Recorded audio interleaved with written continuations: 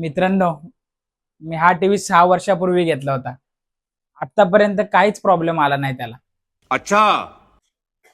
आणि त्याच्या काही वर्षानंतर हा फ्रीज आणला. जवळजवळ 4 वर्ष झाली.